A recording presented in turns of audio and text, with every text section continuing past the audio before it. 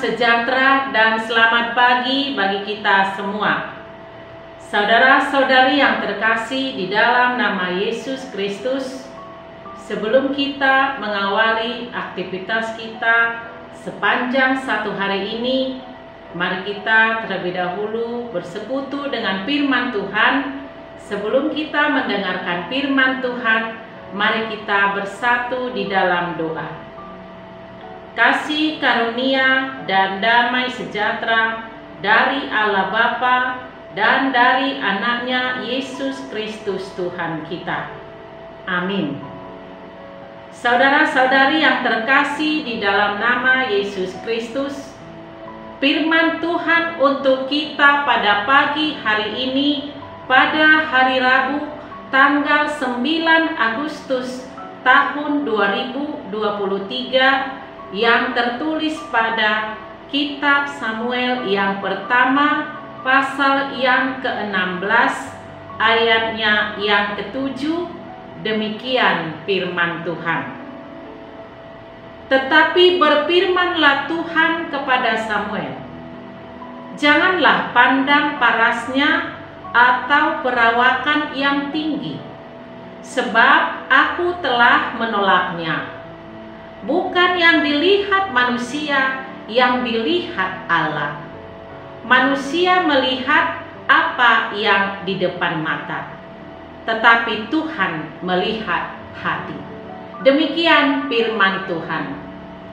Saudara-saudari yang terkasih di dalam nama Yesus Kristus, adalah baik ataupun tidak salah orang memperhatikan penampilan dirinya agar terlihat enak atau sangat menarik. Dan demikian juga bila seseorang itu mengatur setiap kata-kata yang diucapkan dan menjaga tingkah lakunya di depan semua orang. Tetapi semuanya itu bisa menyenangkan bagi orang lain yang melihatnya. Tetapi tidak lain karena kebanyakan orang tidak bisa melihat isi hati dan pikiran manusia itu sendiri, dan bahkan orang hanya terbatas untuk melihat penampilan luar saja. Oleh karena itu, melalui firman Tuhan untuk kita pada pagi hari ini mengingatkan kepada kita bahwa penampilan itu sangat mudah menipu. Tampilan luar seseorang tidak mengungkapkan jati diri seseorang. Bahkan rupa jasmani tidak menunjukkan nilai ataupun karakter ataupun integritas atau kesetiaan seseorang itu pada Allah. Dan ciri-ciri luar itu sifatnya sangatlah dangkal. Tetapi di hadapan Allah, pertimbangan yang paling utama adalah soal moralitas dan rohani. Itulah yang lebih penting. Oleh karena itu, firman Tuhan mengingatkan kita pada pagi hari ini, Tuhan Allah adalah Sang Pencipta, mengetahui segala rancangan.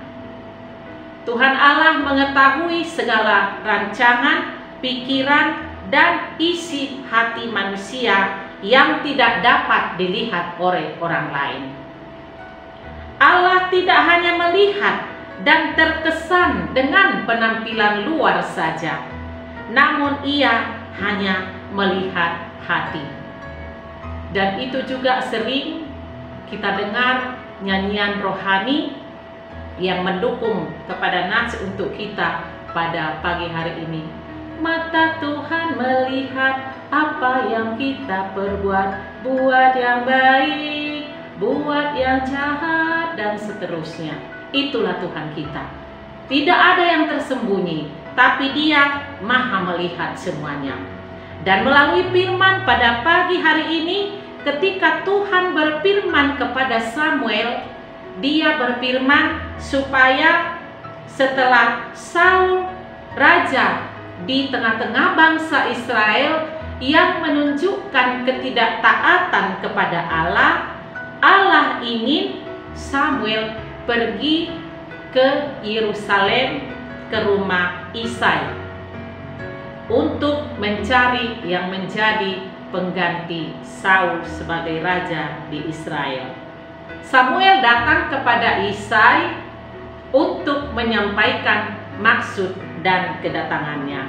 Dan adapun maksud dan kedatangannya adalah untuk mencari pengganti Saul.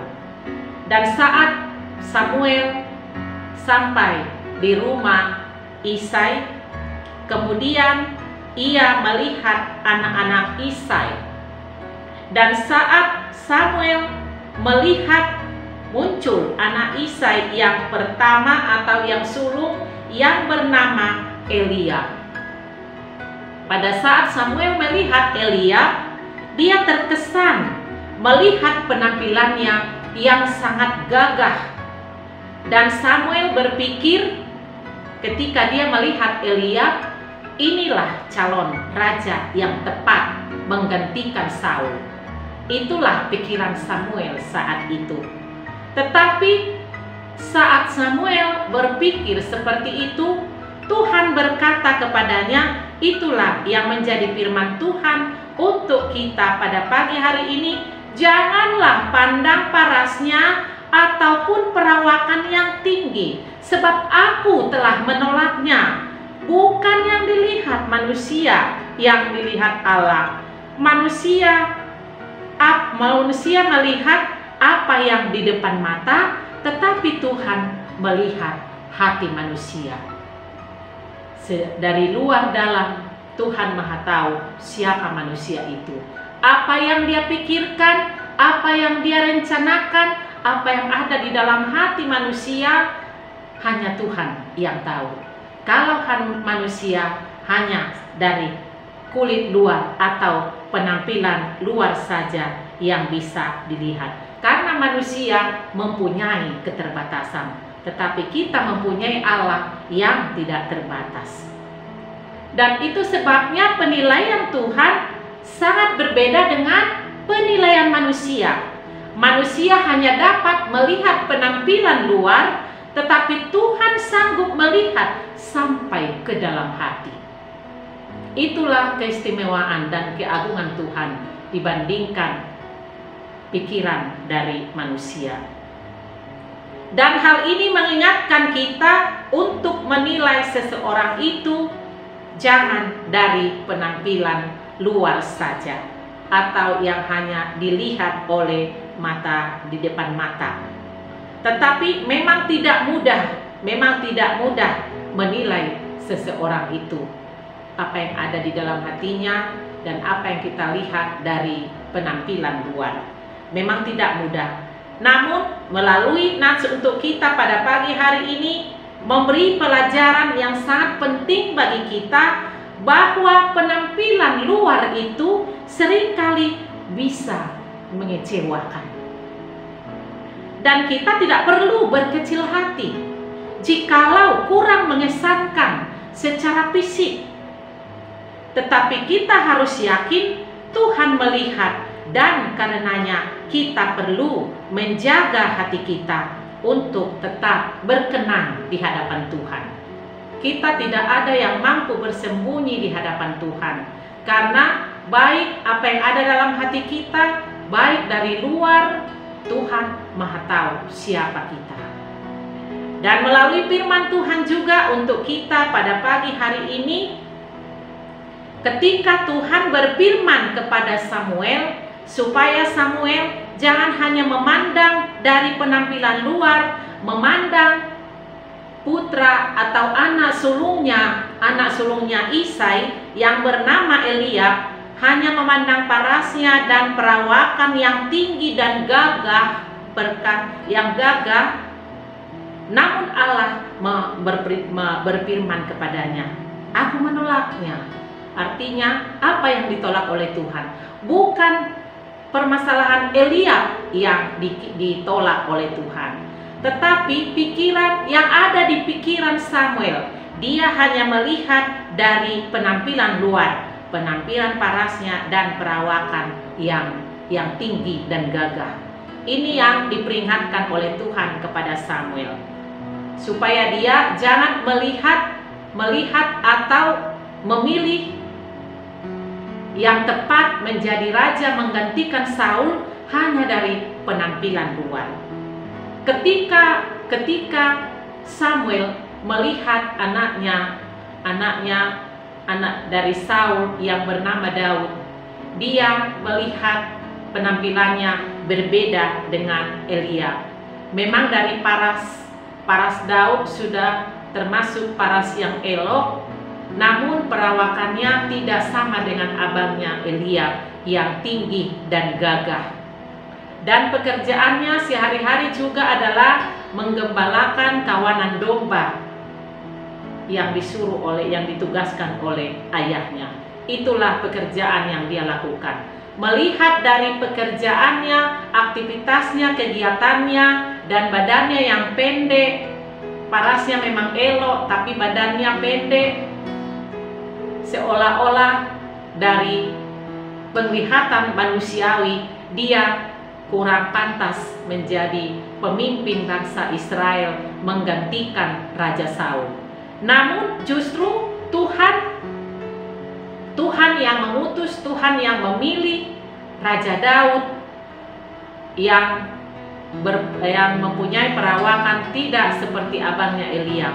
Tuhan yang memilih dia menjadi raja untuk melanjutkan kepemimpinan Raja Saul memimpin bangsa Israel. Oleh karena itu firman Tuhan selalu mengingatkan kita, Allah melihat hati manusia. Makna hati di dalam Alkitab sangat berkaitan dengan moralitas dan kehidupan rohani manusia. Itu sangat nyata tertulis pada kitab Amsal pasal keempat ayat yang ke-23. Kitab Amsal pasal 4 ayat yang ke-23 dikatakan, jagalah hatimu dengan segala kewaspadaan, karena dari situlah terpancar kehidupan. Itulah yang menjadi nats pendukung untuk kita untuk lebih memahami firman Tuhan pada pagi hari ini. Dan juga ada satu ayat lagi yang mendukung, nats yang mendukung untuk kita bahwa hati adalah inti atau esensi dari jati diri kita. Artinya orang yang baik mengeluarkan barang yang baik dari perbendaharaan hatinya. Lebih jelasnya kita dapat membaca pada Lukas pasal yang ke-6 ayat yang ke-45.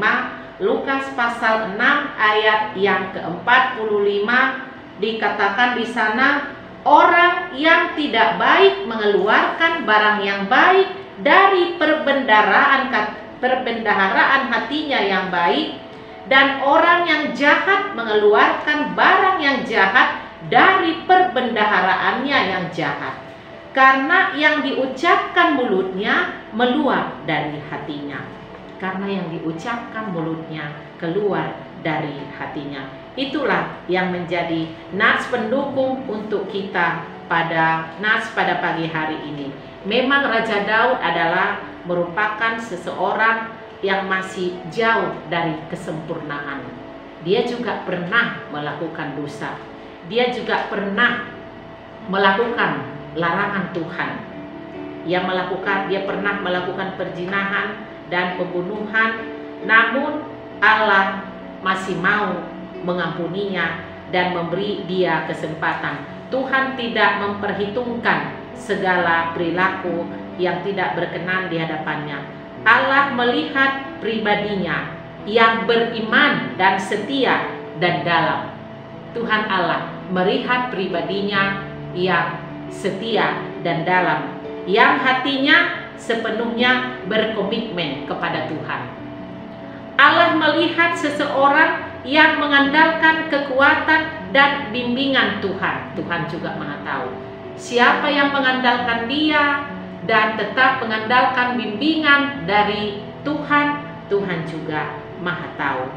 Dan Allah juga melihat seseorang yang menyadari dosa dan kegagalannya dan mau bertobat, menyadari dosa dan pelanggarannya. Itulah yang Tuhan inginkan. Tuhan juga melihat itu pada diri Raja Daud itu sendiri. Tuhan Allah melihat Raja Daud yang menyadari dosa dan kegagalannya, dan ia mau bertobat serta meminta pengampunan dari Tuhan Allah. Itu sangat nyata juga kita baca dalam 2 Samuel 12 dan Mazmur pasal 51. Dan juga kita juga melihat dari Mazmur pasal 139, doa Daud di hadapan Tuhan yang Maha tahu. 139, Mazmur 139 ayat 1, doa dari Raja Daud. Tuhan, Engkau menyelidiki dan mengenal aku. Tuhan, Engkau mengetahui, Engkau menyelidiki dan mengenal aku.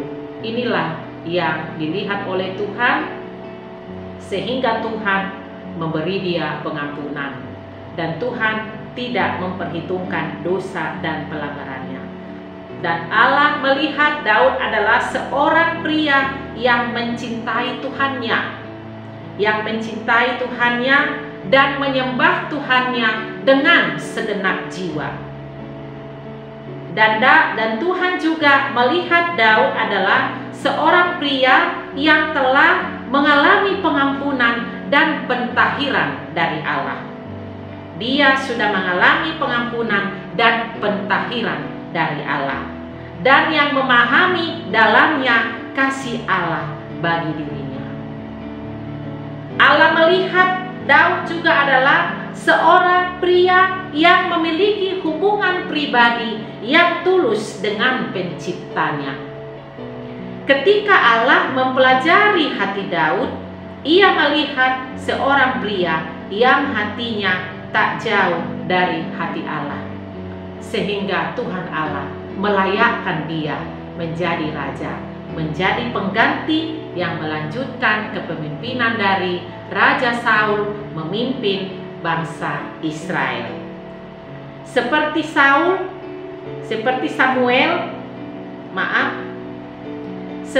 Samuel, kita tak dapat melihat apa yang diamati Tuhan, dan kita harus mengandalkan hikmat-Nya. Kalau pada awalnya Samuel juga mengandalkan pikiran manusia, tidak mengandalkan hikmat dari Tuhan.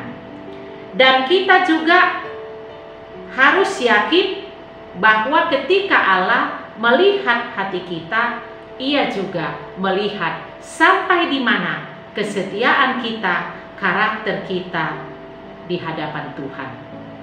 Tuhan adalah pribadi yang maha mengetahui semua pribadi manusia tanpa terkecuali.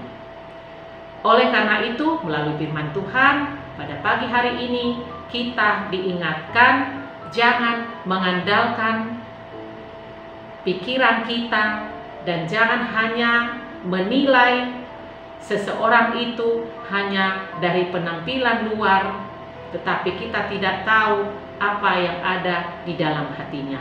Hanya Tuhan yang tahu. Kalau hanya Tuhan yang tahu isi hati manusia, sesama manusia juga tidak ada jalan untuk saling menghakimi, dan tidak ada seseorang itu menganggap dirinya benar, karena cukup Tuhan. Hanya Tuhan satu-satunya yang tahu siapa kita, apa yang ada dalam hati kita, dalam pikiran kita, apa yang mau kita rencanakan, apakah itu berkenan di hadapan Tuhan, apakah itu yang menjadi larangan Tuhan. Dia juga maha tahu. Kalau itu larangan Tuhan, apapun yang direncanakan manusia, Tuhan sangat berkuasa untuk menghalaunya. Tetapi Dia menunjukkan kuasanya yang terjadi di tengah-tengah kehidupan semua orang. Oleh karena itu, mari kita senantiasa hidup menunjukkan kesetiaan kita kepada Tuhan dengan memohon pertolongan, kekuatan kepada Tuhan, agar kita dimampukan menjadi orang yang senantiasa menunjukkan kesetiaan di hadapannya, meneladani pribadi Tuhan Yesus, sehingga kita dilayakkan di hadapannya. Amin. Kita berdoa. Terima kasih Bapa Surgawi buat firman-Mu yang kami dengarkan pada pagi hari ini. Curahkan Roh Kudus-Mu ya Bapa, memampukan kami, agar kami dimampukan untuk memahami dan merealisasikannya di dalam kehidupan kami sehari-hari. Benar ya Bapa, kami ini adalah manusia yang jauh dari sempurna. Kami manusia adalah hanya bisa memberikan penilaian sebatas dari penampilan luar. Kami tidak tahu siapa hati sesama manusia. Hanya Engkau satu-satunya yang Maha tahu siapa kami di hadapan-Mu. Bapa di dalam surga, biarlah Tuhan membimbing kami melalui firman-Mu yang telah kami dengarkan pada pagi hari ini, supaya kami yakin dan percaya kepadamu. Engkau Maha melihat semua, tidak ada yang tersembunyi di hadapan-Mu. Oleh karena itu, biarlah kami selalu hidup setia di dalam firman-Mu. Kami juga menunjukkan ketaatan kepadamu, hidup takut setia kepada Tuhan. Bapa di dalam surga, semuanya itu tidak mampu kami lakukan tanpa curahan Roh Kudus-Mu. Biarlah Roh Kudus-Mu memenuhi hati dan pikiran kami, sehingga kami dimampukan hidup berkenan di hadapan-Mu dan melakukan yang sesuai dengan apa yang Engkau perintahkan. Bapa di dalam surga, biarlah kami hidup seperti yang Engkau ingini. Kami juga berdoa pada pagi hari ini buat seluruh jemaat Tuhan yang melakukan aktivitas sepanjang satu hari ini. Biarlah Tuhan, Engkau yang kami andalkan. Kami tidak mampu melakukan apa-apa tanpa campur tangan-Mu. Biarlah Tuhan, apa yang kami kerjakan, yang kami pikirkan, berkenan di hadapan-Mu. Dan biarlah Tuhan, Engkau selalu menuntun, membimbing kami di dalam perjalanan hidup kami, dan mengajari kami apa yang akan kami lakukan yang berkenan di hadapan-Mu. Kami juga berdoa buat jemaat Tuhan, jikalau ada yang terbaring di rumah sakit dan pemulihan di rumah, masih membutuhkan pemulihan dari sakit penyakit. Engkaulah tabib yang ajaib, Engkau yang menjamah tubuh mereka Tuhan, agar melalui jamahan tangan-Mu mereka memperoleh kesembuhan, sehingga kembali bersukacita bersama keluarga, terlebih memuji memuliakan nama-Mu. Terima kasih Bapa di surga, kami serahkan hidup kami sepenuhnya dalam tangan pengasihan-Mu. Kami mohon ampun akan dosa dan salah kami. Ampuni kami ya Bapa, agar kami layak di hadapan Tuhan. Terima kasih Bapa di surga, dengarlah doa permohonan kami di dalam nama anak-Mu Yesus Kristus Tuhan dan Juru Selamat kami. Kami berdoa dan bersyukur kepada Tuhan. Anugerah daripada Tuhan kita Yesus Kristus, kasih setia Allah Bapa, dan persekutuan Roh Kudus kiranya menyertai kamu sekalian. Amin. Saudara-saudari yang terkasih, selamat beraktivitas sepanjang satu hari ini. Tuhan Yesus memberkati. Salam sehat.